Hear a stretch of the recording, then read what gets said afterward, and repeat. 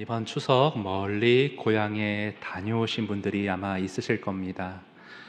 어제 우리 교회에서 교육부서 모임이 있었는데요. 그 중에 한 집사님이 지방에 다녀오시다가 중간에 내비게이션이 그 안 막히는 길로 안내를 한다는 게 그만 굽이굽이 엉뚱한 논길로 인도를 해서 무척 애를 먹었다는 말씀을 하셨습니다. 제가 관련 뉴스를 보니까 정말 많은 사람들이 그런 일을 겪었더라고요.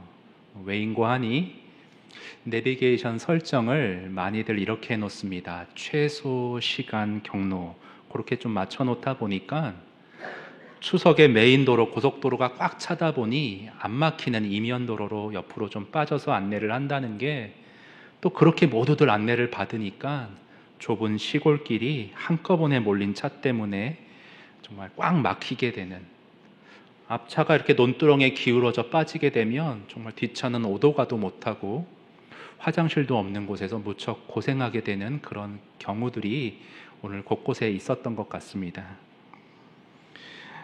이걸 들으시면서 한 순장님이 옆에서 이런 말씀 하셨어요. 옛날에는 우리가 내비가 어디 있었냐고 다 지도 펴서 그렇게 찾아다녔었는데 이 기계가 워낙 발전하다 보니까 우리가 좀 둔해지고 머리를 잘 안 쓰게 되는 것 같다는 말씀을 하셨습니다. 그러면서 또 한 가지, 옛날에는 주변 지인들 전화번호 웬만하면 다 외우고 다녔는데 요즘에는 여기 저장된 이름을 꼭 눌러서 전화 걸다 보니까 내 아이들 전화번호조차도 못 외우고 다닌다는 그런 공감되는 말씀을 하셨어요. 여러분, 그렇습니다. 문명의 이기가 발전하면 발전할수록 좋아지는 면도 분명히 있지만 그로 인해 우리 안에 사그러드는, 놓치게 되는 부분들도 분명히 존재하는 것 같습니다. 그 중에서도요, 특별히 오늘날 문화가 우리 안에 이 진중함이나 인내심을 점점 약화시키는 게 아닌가, 그런 생각이 들어요.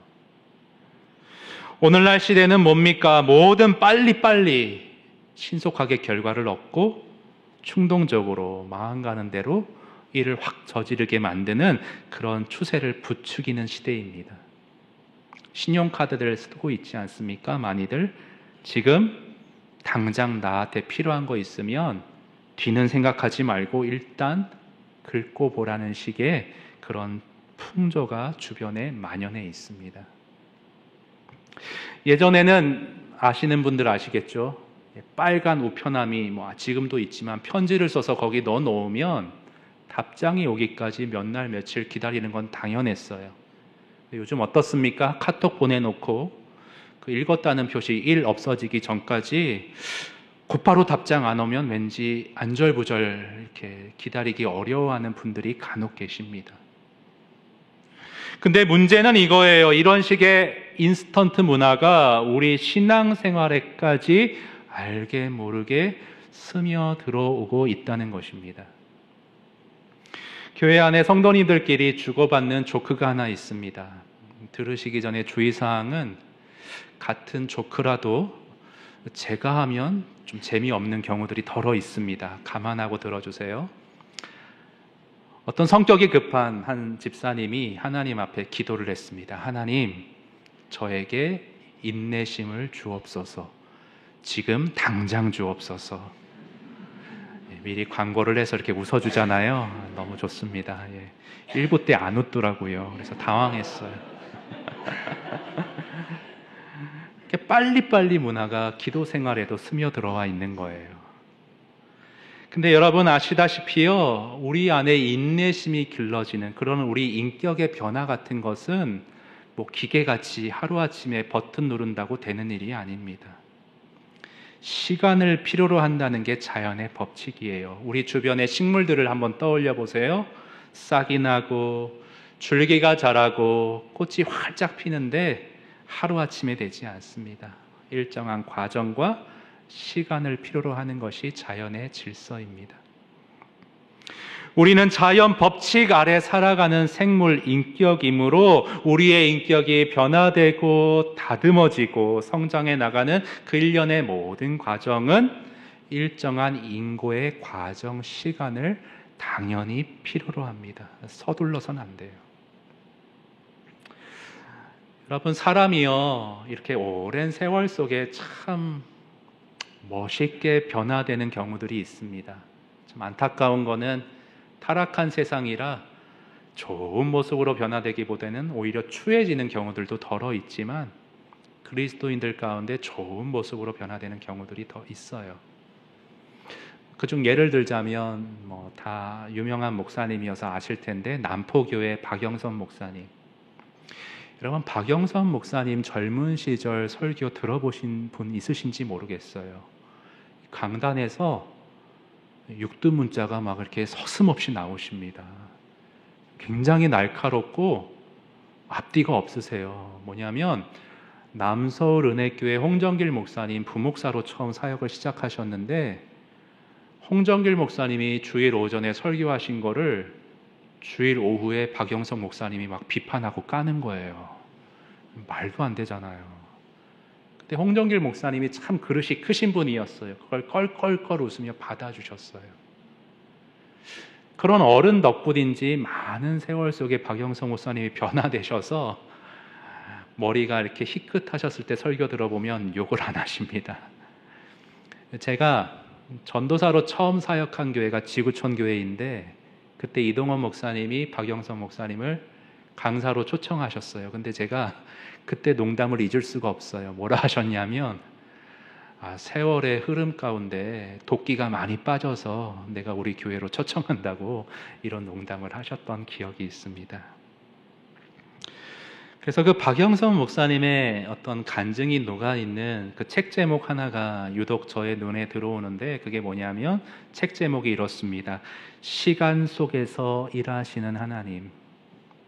하루아침에 바뀌지 않고 오랜 세월 많은 과정과 고달픔 속에 하나님이 나를 이렇게 빚어가셨다는 간증이에요. 책 제목 한번 같이 보시면요. 신앙이라는 건 신비한 겁니다. 하나님이 우리를 그냥 놔두지 않으세요. 하나님이 저를 붙잡고 그냥 놔두지 않으셨기에 제 인생이 좀 고달팠던 측면이 있습니다. 저는 신학적으로 칼빈주의자입니다. 그런데 젊었을 때는 누구를 이해하고 칼빈주의와 다른 것을 포용한다는 게 예전에는 그게 타협인 줄 알았어요. 동화되는 것인 줄 알았습니다. 근데 그게 아니라 이해를 한다는 것은 내가 내 자리를 먼저 지킬 뿐 아니라 상대방의 입장과 자리를 인정할 때, 그러할 때 진정한 의미에서 이해라는 것이 내 안에 허락되는 것이더라고요. 근데 우리의 현실을 보면, 주변을 보면 내 입장만 고수하고 상대방 비난하느라 너무 많은 소모전을 치르고 있는 게 아닌가 하는 그런 생각이 세월의 흐름 속에, 시간의 흐름 속에 제 안에 들었던 겁니다. 이제 나이 들어 어른 되었으니 이제는 끌어안고 포용해야지 내뱉고 비판하고 깎아내리는 것은 내가 할 바가 아니라는 걸 알게 된 겁니다.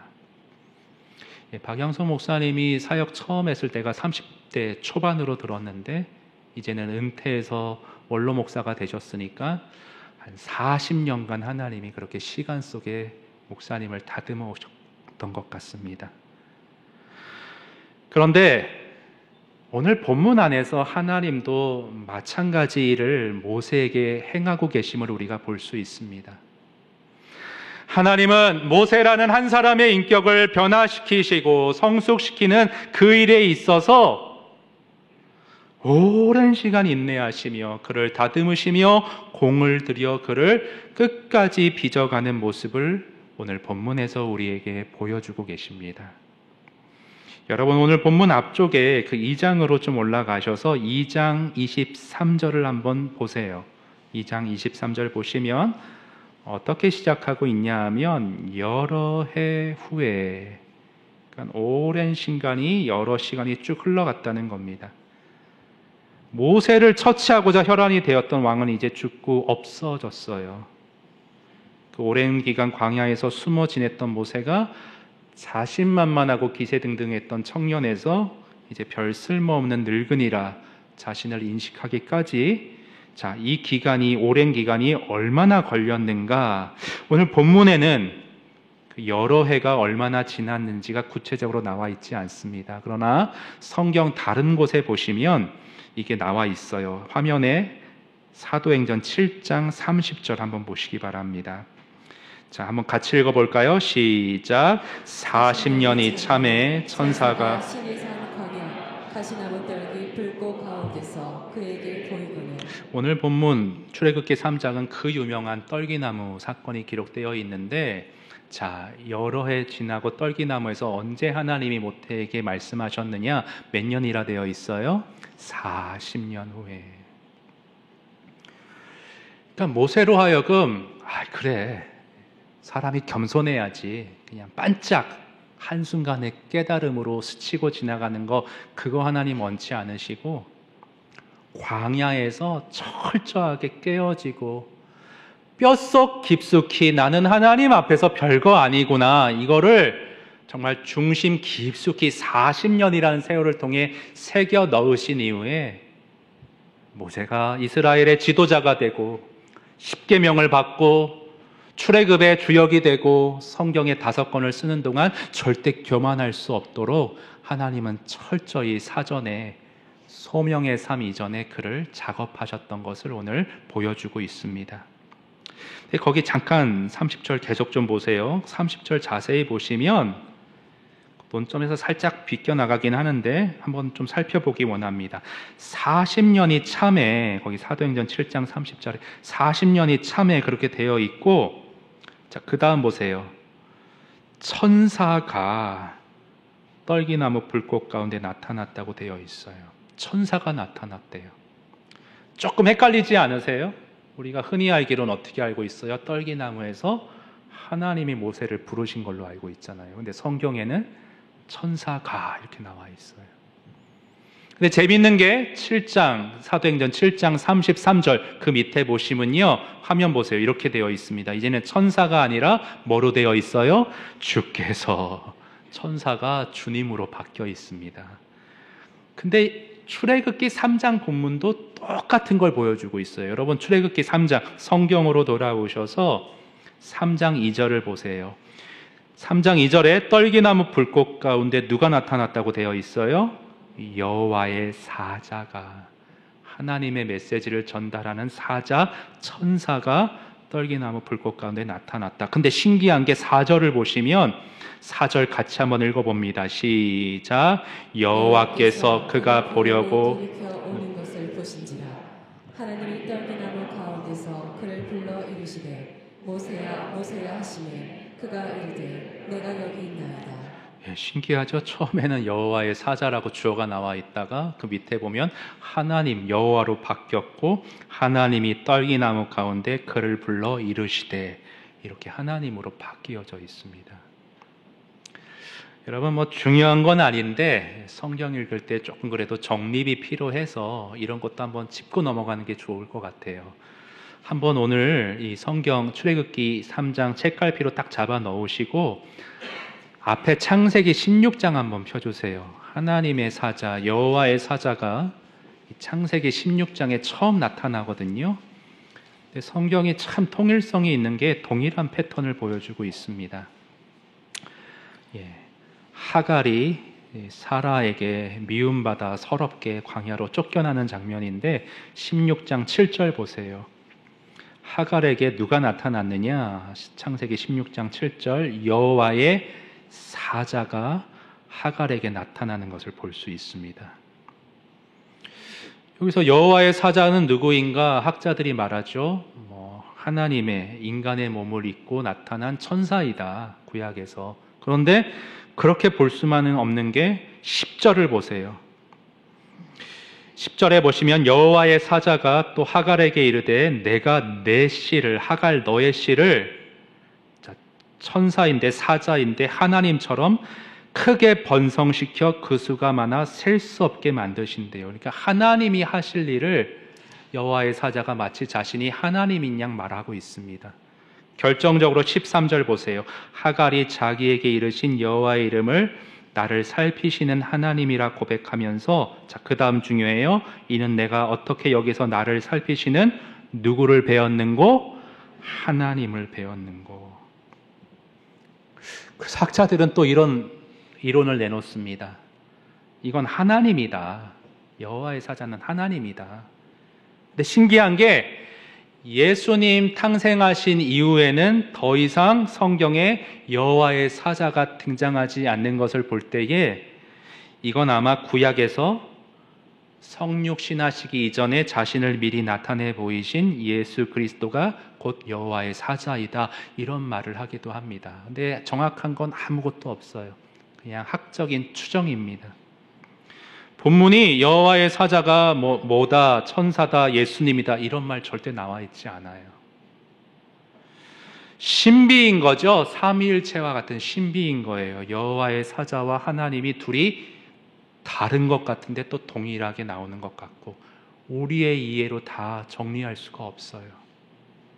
자, 그래서 하나님이 우리의 이해 범위를 넘어서는 광대한 분이시기에 여러분 오늘 본문 출애굽기 3장 다시 돌아와 보세요. 3장 5절에 보시면 여호와의 사자로 또 여호와로 나타나신 타지 않는 떨기나무의 하나님이 이런 말씀을 하십니다. 5절 같이 한번 읽어봅니다. 시작. 하나님이 이르시되 이리로 가까이 오지 말라. 내가 선 곳은 거룩한 땅이니. 내 발에서 신을 벗으라. 신을 벗는다는 건 우리나라 문화랑 좀 비슷할 수 있는데, 상대방을 경외함으로 높이고 내가 낮음을, 당신을 감당할 수 없음을 고백하는 그러한 형식이라, 행위라 할 수가 있습니다.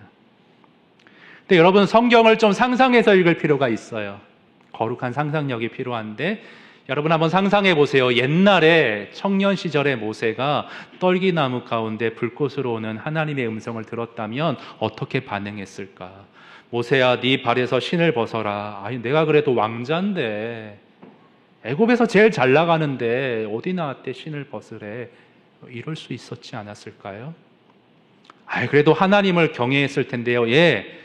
의심했을 것 같아요. 똑똑하니까 이게 하나님이 맞나? 이렇게 따지고 들어가지 않았을까 싶습니다. 그러나 40년 동안 철저히 깨지고 낮아진 모세는 하나님이 신을 벗으라 했을 때 그 즉시 겸손하게 신을 벗는 모습을 보이고요. 결정적으로 11절 보세요. 모세가 이런 말을 합니다. 모세가 하나님께 아뢰되 내가 누구이기에. 오늘날로 표현하자면 저까짓 게 뭐라고요, 하나님. 저는 하나님이 말씀하신, 시키신 일을 감당할 수가 없습니다. 아주 낮은 모습, 겸손한 모습을 40년의 흐른 세월의 흔적 속에 우리에게 보여주고 있어요. 여러분, 옛날 이찬수 목사님 설교 제목 가운데 그런 거 있었습니다. 나까짓 게 뭐라고, 이런 제목이 있었어요. 이번 여름에 분당 우리 교회에 미국에서 목회하는 강사 목사님이 오셨는데, 이찬수 목사님 평소에 그런 말 많이 하시거든요. 내가 뭔데, 이런 말 많이 하시는데, 그걸 참 재미나게 성대묘사를 해가지고 그 목사님 흉내를 잘 내시더라고요. 근데 그게 참 부러웠던 게, 설교가 지루할 수 있는데 그렇게 딱 웃음을 주니까 이렇게 분위기가 확 살아나고 집중이 되는 걸 보면서, 하나님 저도 좀 유머 감각을 주시면. 그래서 제가 도전해 봤거든요. 집에서 이찬수 목사님 성대묘사를 거울 보고 해봤는데 정말 안 하니만 못한 그런 효과가 날 것 같아서, 여러분 3분짜리 동영상인데 내가 누구이기에, 오늘 이게 너무 중요한데 요거를 보면 요게 나한테, 우리에게 팍 박힐 것 같아서 한번 가져와 봤습니다. 한번 잠깐 화면 보시도록 하겠습니다. 목사님 늘 하시는 말씀이요. 몇 주 전 설교도 그러셨던 것 같아요. 내가 뭔데? 어?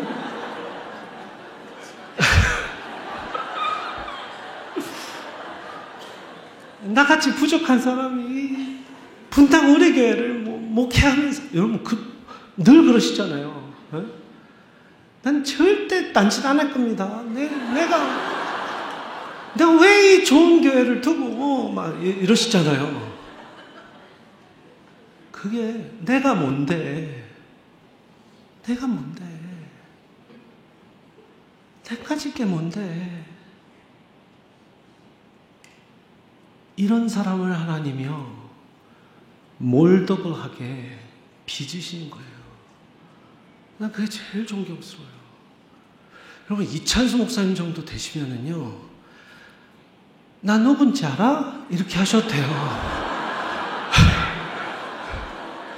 이제 3부쯤 되니까 제가 이 성대모사가 무르익어갖고, 목사님, 제가 여기 있으니까요, 이게 그 기운을 받습니다, 제가. 이렇게, 이 본당에 있으니까. 진짜, 신학생들, 우리 달라스 지역에서도 목회자들 이렇게 모이셔서요. 여러분, 그렇잖아요. 이찬수 목사님한테 다 좀 배워보겠다고 오신 분들인데요. 설교는 이렇게 하시고, 다 하셔도 되는데, 난 가르칠 게 하나도 없는데, 왜들 이렇게 오셨어요? 막 이렇게. 그러시면서 다 섬기시고, 오늘 밥은 내가 다 살게요. 막 신학생들까지. 그냥 완전히 진짜 막내 신학생들까지. 그래서 내가 뭘 도와줄까? 목사님, 제가 할게요. 목사님, 여기는 제가 챙길게요. 아니야, 커피 마실래요? 막 하면서. 너무, 진짜, 늘 삶이, 내가 뭔데, 이게 있으시니까요. 진짜 존경이 되는 거예요. 근데 여러분, 그렇잖아요. 자칫 잘못하면 리더가 어느 리더든, 목회계의 리더든, 정계의 리더든, 경제계의 리더든, 나 누군지 알아? 막 이러면 내가 누구야? 그 하나님이 만지시기 굉장히 힘들어요. 정말 목사님 그러세요. 제가 개인적으로 목사님 좀 설교에 대해서 가르쳐 주세요. 박 목사 가르칠 게 없어. 저는 어떻게 왜 그러신가, 나랑 아직 안 친해져서 그런가, 그래서 처음엔 그랬는데 정말 그러세요. 자신은 별게 아니라고 늘 생각을 하세요. 그리고 저랑 엘리베이터를 타면 항상 이렇게 먼저 누르세요. 그래서 우리 성도님들, 제가 항상 어디 커피숍 가고 그럴 때 제가 이렇게 벨 울리면 가고 그런, 어떤 분은 어쩔 줄 몰라 하는데 다 이찬수 목사님한테 그게 배운 거예요. 근데 하나님은요, 제가 이렇게 쭉 보니까 그런 겸손한 사람을 쓰시는 것 같습니다. 그래서 저를 지켜주시려면 벨 울릴 때 자꾸 그렇게 말리시면 안 돼요. 예, 그런데요, 여러분, 사람이 이렇게 겸손해야 쓰임 받는데, 근데 참 사람이라는 게 죄성이 있어서 균형을 잡기가 너무 어려운 것 같아요. 40년간 광야에서 하나님께서 모세를 낮추고 깎고 떨어뜨리셨습니다. 겸손해졌어요. 거기까지는 좋은데 모세가 이제는 다른 극단으로 어디로 튀냐 하면 열등감이라는 늪에 빠져요. 아주 겸손을 넘어서 겸손과는 다른 차원의 컴플렉스에 빠져서 하나님께 불순종합니다. 여러분 3장 12절 보실까요? 내가 누구이기에 이렇게 뒷걸음질 치는 모세에게 하나님이 뭐라 말씀하시냐면 12절, 하나님이 이르시되 내가 너와 함께 있으리라 하시는데 반드시 너와 함께 있으리라 강하게 말씀해 주시잖아요. 14절도 보세요. 14절 한번 같이 읽어볼까요? 시작. 하나님이 모세에게 이르시되 나는 스스로 있는 자이니라. 또 이르시되 너는 이스라엘 자손에게 이같이 이르기를 스스로 있는 자가 나를 너희에게 보내셨다 하라. 여러분, 우리는 성경을 펼쳐놓고 봐서 참 유익이 있는데 거기 스스로 있는 자의 1번 번호 붙어 있고 성경 밑에 각주가 나와 있습니다. 뭐라고 되어 있죠? 나는 나다. 무슨 말이에요? 세상에 아무도 없는 나는 절대자이다. 절대 전능자인 내가 너와 함께 해주겠다. 그러면서 또 19절에는 뭐라 말씀하시냐면 출애굽의 과정이 녹록지 않을 것이지만 결국은 내가 너희를 거기서 나오게 해줄 거야. 아주 소상하게 과정까지 말씀을 해주세요. 그리고 21절, 22절 보시면 전능자인 내가 모세 네가 생각지도 못한 출애굽 과정에서의 어떤 특이한 은혜를, 경험을 섭리 가운데 내가 이루어 줄 거야, 이런 말씀하시거든요.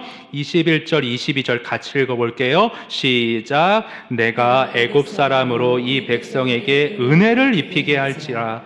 너희가 나갈 때에 빈손으로 가지 아니하리니 여인들은 모두 그 이웃 사람과 및 자기 집에 거류하는 여인에게 은폐물과 금폐물과 의복을 구하여 너희의 자녀를 꾸미라. 너희는 애굽 사람들의 품을 취하리라. 야, 너희들이 지금 애굽 사람의 노예로 노역에 시달리고 있지만 절대 바로가 안 내보내줄 것 같지만 내가 스스로 있는 자, 절대자인 내가 손을 대면 그들이 너에게 오히려 은폐물을 주면서 은혜를 베풀면서 너희가 은혜를 경험하면서 나오게 될 거야. 한번 나를 믿고 해봐. 이런 식으로까지 말을 하는데요. 근데 모세는 하나님의 이런 말씀에도 끝끝내 용기를 내지 못해요. 여러분 4장으로 넘어가 보세요. 4장 1절 모세가 하나님 이렇게 쭉 설명해 주시는데 뭐라 하냐면 모세가 이르되 그러나 그들이 나를 믿지 아니할 것 같고요. 하나님 내 말 안 들을 것 같고요. 여호와가 모세 너에게 나타나지 않을 거라고 조롱할 것 같네요. 그러니까 겸손과는 성질이 다른 거예요. 완전 패배주의, 열등감. 하나님이 말씀해 주시는데 하나님 절대자를 신뢰하지 못하는 불신앙의 모습. 이것이 모세가 또 한 번 극단으로 치우친 잘못된 모습이라 할 수 있습니다. 우리도 그래요. 하나님이 나를 쓰시기 위해서 인생의 여러 과정에 실패를 맛보게 하시고 넘어지게 하시고 좌절케 하셔서 정말 자존감이 낮아지며 겸손을 우리 안에 탑재할 수가 있어요. 그런데 우리의 죄성은 사단은 또 우리를 어떻게 빠뜨려요? 심각한 열등감으로 패배주의로 하나님을 신뢰하지 못하는 곳으로 우리를 이끌어가지고 하나님이 이제 겸손해서 나를 통해 소명을 이루고자 하나님의 뜻을 이루고자 쓰시고자 하실 때 뒷걸음질 치게 만드는 거예요. 사단은 참 강교해요, 여러분. 근데 너무 감사한 게 하나님이 그런 모세를 야, 너는 안 되겠다. 내가 40년이나 너를 다듬었는데 또 이런 식의 모습을 보이냐? 너는 아웃. 이게 아니라 정말 인내의 아이콘으로 그런 모세를 계속 공들이며 다듬어가는 모습을 오늘 우리에게 보여주고 계십니다. 내 인생에도 그러시겠죠? 이게 우리에게 위로가 돼요. 한번 여러분 4장 2절에서 4절 보세요. 눈으로 보세요. 모세가 하도 하나님을 신뢰하지 못하니까 이적을 베푸십니다. 지팡이를 뱀이 되게 하셨다가 모세가 뱀의 꼬리를 잡으니까 다시 지팡이로 바뀌었어요.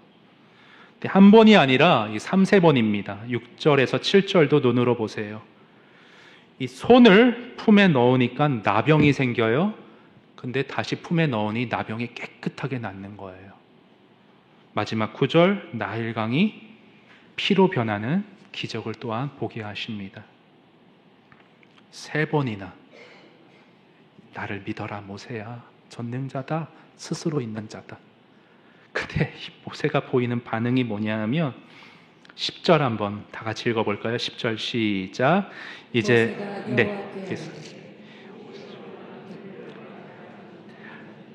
주께서 주의 종에게 명령하신 후에도 역시 그러하니 나는 입이 뻣뻣하고 혀가 둔한 자니이다. 예, 참 모세는요 뭐 아니면 도인 것 같아요. 아주 교만하거나 아주 열등감에 빠져 있거나 이 중간이 없는 것 같아요. 근데도 하나님은 11절 12절에서 또 한 번 인내하시며 모세에게 말씀하십니다. 모세야, 그 입을 내가 지었잖아. 내가 너의 입을 통해서 내가 내 일을 행할 거야. 그러니까 한번 가봐. 근데 13절에 아예 모세가 쐐기를 박아요. 모세가 이르되 주님 좀 보낼 만한 사람을 보내시고 그만 좀 채근하세요. 이렇게 하죠. 안타까운 모습을 보입니다. 그래서 하나님이 아무리 설명해도 안 되니까 이제는 좀 역정을 내시면서 근데 중요한 건 모세를 포기하지는 않으셨어요. 14절 이하를 보시면 네 형 아론이 있잖아. 내가 그를 통해서 너 대신 말하게 할 테니까 모세야 다시 한번 용기를 내서 너에게 맡긴 나의 소명을 이루거라. 끝까지 못내를 다듬어 가시는 시간 속에서 일하시는 하나님의 손길을 보여주고 계십니다. 여러분, 우리 오늘 말씀을 좀 전체적으로 다시 한번 제가 좀 정리해 보도록 하겠습니다. 여러분, 인생의 전체 그림을 오늘 말씀으로 한번 쫙 여러분이 여러분 인생에 대입하여 그려보시기를 바랍니다. 하나님은 당신의 자녀들을 택하시고 부르신 다음에 그를 통해 하나님의 일을 이루고자 하시는데 그 전에 선작업이 뭐예요? 겸손하게 만드세요. 겸손하지 않으면 내가 이런 일 했다고 하나님의 영광을 가리며 오히려 소명을 이루지 못한 삶보다 못한 삶을 살 수 있으니까 하나님은 끊임없이 사람을 깎아내리세요. 그래서 오늘 내 삶에 어려움이 있다면, 오늘 나한테 왜 이런 일이 있는가 의구심이 든다면 오늘 말씀의 빛으로 이렇게 한번 생각해 보세요. 아, 하나님이 나를 쓰시고자 이런 일을 통해 나를 지금 깎고 계시구나. 그런데 그렇게 깎일 때에 사단의 또 함정에 빠져서 패배주의 열등감으로 빠지지 마세요. 정말 이제 어느 정도 겸손으로 하나님이 나를 오랜 시간 다듬으셨다면 나를 통해 겸손한 낮은 마음으로 은혜 구하는 마음으로 내 주변에 어떤 일을 이루기 원하실까? 그런 소명에 여러분의 시선을 집중하실 필요가 있습니다. 여러분, 그래서요, 그 오스 기니스라는 사람은 소명이라는 책에서 이런 말을 했는데요. 우리 화면 보시고 한번 이 문장 같이 한번 읽어보면 좋을 것 같습니다. 시작. 내가 이 땅에 왜 존재하는지, 무엇을 하러 여기에 있는지를 알지 못한다면 우리 인생은 성공 유무에 상관없이 허무로 끝날 수밖에 없다. 여러분, 오늘 모세는 이러한 과정을 거쳐 드디어 5장에 넘어가서 하나님의 소명을 따라 바로 앞에 서게 되는 첫걸음을 끝내는 좀 보여주고 있는데, 여러분, 우리 인생이 짧잖아요. 너무 소명의 뒷걸음질만 치다가 정말 내 주변에 하나님이 이루고자 하시는 일들이 많은데 너무 적은 일만 하고 주님 앞에 가면 그 얼마나 주님 앞에 부끄러울까, 그런 생각을 해보게 됩니다. 그래서 하나님이 인생의 여러 희노애락과 우여곡절 속에 나를 다듬으셨다면 여러분 뭐에 집중하셔야 되냐면 하나님이 나에게 주신 소명은 무엇일까, 여기에 좀 집중하셨으면 좋겠어요. 여러분, 모세에게 주어진 소명은 무엇이었습니까? 이스라엘의 지도자로 백성들을 출애굽시키는 것이 그의 소명이었습니다. 근데 많은 성도님들이 좀 오해하시는 게 뭐냐면 소명하면 이런 어떤 거창한 것만을 소명이라고 생각하시는 경향들이 있으세요. 소명은 목사님에게, 선교사님에게 주어지는 것이고 나같이 일반적인 삶을 살아가는 사람들이 무슨 소명은 소명이야. 아닙니다. 하나님은 성도들을 자녀로 부르신 이후에 모두에게, 각자에게 나름대로의 소명을 다 주시는 하나님이십니다. 그 바울이 몸의 지체의 비유를 하잖아요. 중요하지 않는 역할이 없는데 인간의 편견으로, 문화적인 어떤 그런 시선으로 자꾸 나는 중요한 일 아니라고, 소명 아니라고 그렇게 이탈하게 만드는 것이 사단의 또 하나의 함정이라고 저는 생각합니다. 우리 삶의 다양한 영역, 삶의 다양한 자리가 다 소명의 자리일 수 있어요. 여러분, 시간 관계상 제가 우리 성도님들의 삶의 자리에서 이런 게 소명입니다 다 말씀드릴 수는 없는데 제가 한 가지만 좀 예를 들어서 말씀드리고 오늘 좀 말씀을 마무리 짓고자 합니다. 여러분, 오늘날의 사회는 부부가 같이 일하지 않으면 경제 생활을 할 수 없는 사회입니다. 고물가 시대, 고금리 시대, 집값은 어느 때까지 뛸지 모르고. 그런데요, 그렇게 맞벌이 부부가 이렇게 같이 경제 생활을 하는 게 일반인데, 출산을 하게 되면 물론 육아휴직이라는 게 있지만 그 기간 동안 우리 여성분들이 그런 생각하시는 경우들이 있으세요. 이게 뭔가, 내가 열심히 공부해서 좋은 직장 들어갔는데 하루하루의 삶이 이게 뭔가, 좀 이렇게 무력해지는 경우들이 좀 있으신 것 같아요. 영적으로도 다운되고요. 물론 이게 다 맞는 건 아닌데 어느 책에서 하나의 관점이죠. 이런 글을 본 적이 있어요. 맞벌이로 학습지를 하는 어떤 어머니였는데, 어느 날 놀이터에서 이렇게 너무 힘들어서 잠시 벤치에 걸터 앉아 있다가 어떤 아이와 엄마가 너무나도 행복하게 노는 모습을 보게 된 거예요. 그러면서 문득 이런 회의감이 들었어요. 와, 나는 우리 애들 종일반에 맡겨놓고 다른 애들 가르치고 있는데 우리 애들이 나를 정말 필요로 하는 시기인데 내가 뭐 하고 있나, 그런 생각이 들어서 책에 그렇게 적고 있습니다. 이제는 회사의 부장, 과장 이런 명함이 아니라 어머니라는 명함이 나에게 소중한 것을 알게 되었다고. 제가 맞벌이 하지 말라는 말 절대 아닙니다. 그런 뜻이 아니라 제가 강조드리고 싶은 것은, 하나님의 시선으로, 영적인 시선으로 보면 지금 내가 서 있는 삶의 자리에 분명 하나님께서 나를 통해 이루고자 하시는 선한 일의 소명이 있다는 것을 여러분이 발견하실 수 있으면 좋겠다는 거예요. 다양해서 다 예를 들어드리지는 못하겠어요. 그러나 오늘 이 시간 한번 기도해 봤으면 좋겠어요. 하나님, 지금 나를 통해 이루고자 하시는 주의 일이 무엇입니까? 아직 제가 너무 교만해서 하나님께 쓰임받지 못할 지경에서 낮춰야 한다면 제가 그 교훈을 보게 하시고 그 레슨을 제대로 받고 이제는 남은 세월 허비하지 않고 주님의 소명에 충성한 삶을 살 수 있게 해주세요라고 좀 오늘 함께 기도하고 그 소명의 자리로 모세와 같이 뒷걸음질 치지 마시고요, 한 발 다가가시는 여러분이 되셨으면 좋겠습니다. 그래서 우리에게 주어진 짧은 삶, 여러분 이제 찬바람이 불잖아요. 얼마나 반가운지 모르겠어요. 가을이 이렇게 좋은 거였나? 근데 가을이 올해 짧다고 합니다.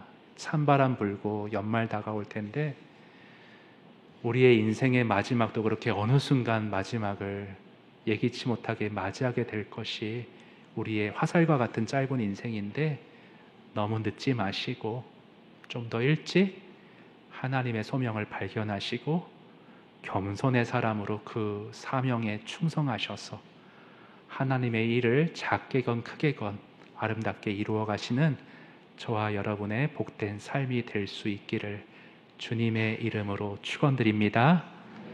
우리 함께 찬양하시겠습니다. 이 땅의 내 삶이 비록 버겁더라도 주님의 선하심 나 믿으며 가리. 이 작은 자통에 주가 이뤄가시니 감사로 사는 삶 나 살기 원하네. 내 삶의 시간 속에 주 일하시네. 내 모든 여정 속에 함께 하시네. 깊고도 크신 주의 영광을 나 보리라. 위대하신 주 나는 주님께 속한 자 되어 주의 나라 위에 전심으로 살리라. 주의 마음에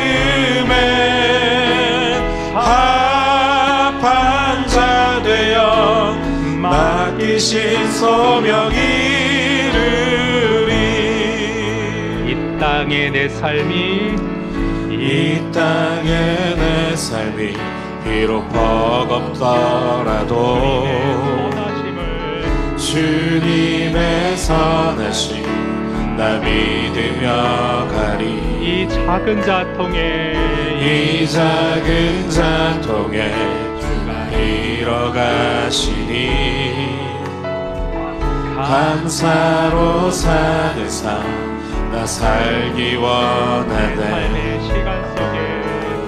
내 삶의 시간 속에 주 일하시네. 내 모든 여정 속에 함께 하시네. 깊고도 크신 주의 영광을 나 보리라. 위대하신 주 나는 주님께 속한 자 되어 주의 나라 위에 전심으로 살리라. 주의 마음에 합한 자 되어 맡기신 소명이 나는 주님께 속한 자입니다. 나는 주님께 속한 자 되어 주의 나라 위에 전심으로 살리라. 주의 마음에 합한 자 되어 맡기신 소명이 이루리. 맡기신 소명 이루리. 맡기신 소명 이루리. 소명 이루리. 맡기신 소명 이루리.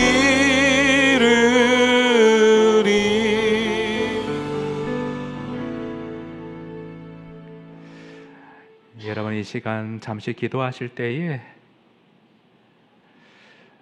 여러분 하루하루의 삶이 정말 하나님께 속하여 하나님께서 나를 통해 이 작은 나를 통해 이루고자 하시는 비전에 여러분이 초점을 맞추고 의미 있게 채워왔는지를 한번 되돌아보기 원합니다. 주일날 나와서 예배드리지만 그저 일주일 동안 세상의 가치에 휘둘리며 아무 의미 없이 그냥 하루하루 떠내려가듯 살아온 모습이 내 삶의 주류에 있었다면 이 시간 말씀으로 빛비춰 주시는 성령 안에서 우리의 삶을 교정하기 원합니다. 하나님, 인생의 희노애락과 많은 어려움 가운데 나를 빚으시고 낮추시고 겸손의 사람으로 다듬으시는 하나님의 일하심을 영적인 눈으로 볼 수 있기 원합니다. 하나님, 겸손의 사람으로 이제 하나님이 나를 통해 이루고자 하시는 소명에 집중하며 주님께 작은 충성으로 주님께 헌신하며 주님 나라 위에 살아가는 저 자신 될 수 있기를 원합니다. 하나님, 겸손을 제 안에 허락하여 주시고 저에게 주어진 제 삶의 자리에서의 소명이 무엇인지 성령님 가르쳐 주시어서 정말 의미 있는 삶으로 주님께 영광 돌릴 수 있도록 주님 저의 삶을 축복하여 주시옵소서, 인도하여 주시옵소서. 우리 이 기도 제목 가지고 주님 앞에 나아가 함께 기도 올리도록 하겠습니다. 함께 기도 올립니다. 하나님 아버지, 이 시간 주님 앞에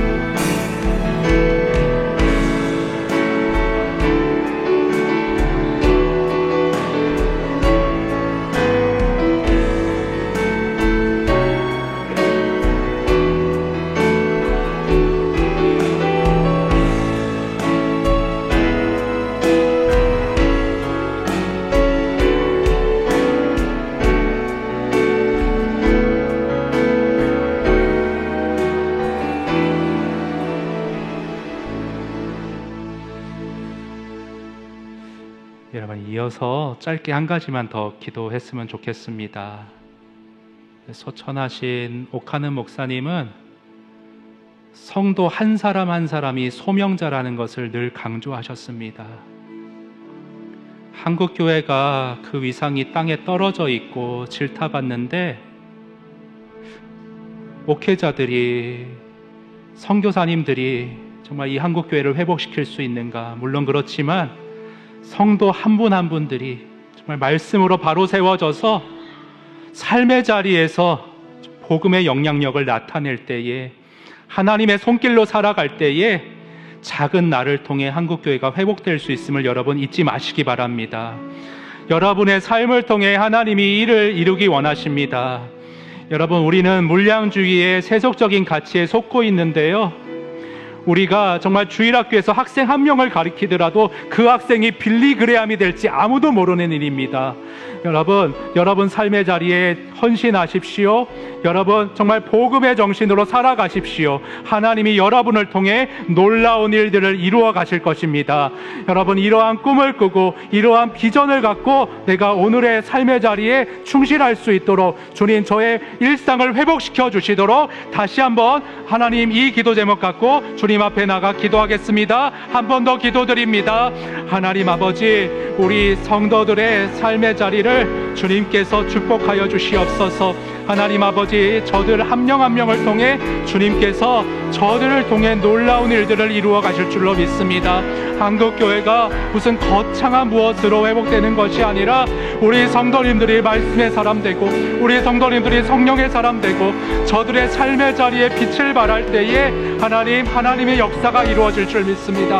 하나님 아버지, 우리 성도소리교회의 모든 성도들, 우리 성도소리교회의 모든 성도들, 정말 하나님 각자의 자리에서 하나님 정말 부흥의 바람을, 성령의 바람을 불러일으키는 삶으로 주님께 헌신할 수 있도록, 주님께 영광 돌릴 수 있도록 우리 성도소리교회 모든 이들을, 모든 성도들을, 모든 가정을 주님께 선하신 가운데, 주님의 아름다운 계획 가운데 주님 아름답게 사용하여 주시고, 저들을 통해 주님의 뜻과 주님의 일을 주님께서 이루어 주시옵소서. 주님 펼쳐 주시옵소서.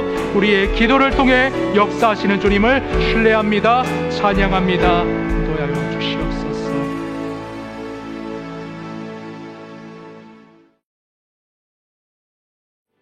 하나님 아버지, 우리 한 사람 한 사람을 소명자로 부르셨음을 믿고 감사드립니다.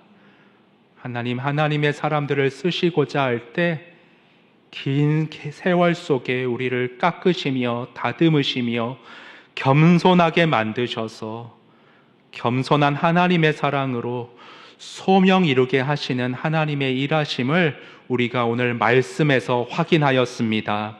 하나님 아버지, 내 삶 속에서 나를 다듬으시며 오늘 나에게 주시는 소명 따라 하나님, 내 가정에서, 직장에서, 삶의 자리에서 하나님의 뜻을 이루게 하심을 우리가 말씀으로 확인하였사오니 오늘 기도 가운데 우리의 소명을 다시금 점검하고 하나님, 우리 삶의 자리에서 주님의 일을 꽃 피우는 모든 이들 될 수 있도록 인도하여 주시옵소서. 우리 성도소리교회 성도 한 분 한 분을 통하여서 이 한국교회 위상을 회복시켜 주시고, 저들의 삶이 정말 소명자의 삶이 되어서 하나님 아버지, 저들의 삶 속에 복음이 선전되는 놀라운 역사가 한 사람 한 사람의 입을 통해 간증되어질 수 있도록 인도하여 주시옵소서.